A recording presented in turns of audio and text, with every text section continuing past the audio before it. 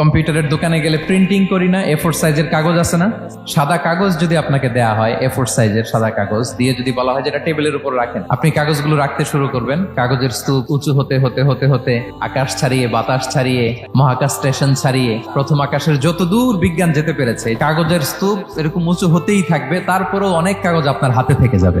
তার মানে কি পরিমাণে নিউরন কানেক্টিভিটি আমাদের ব্রেনে সম্ভব।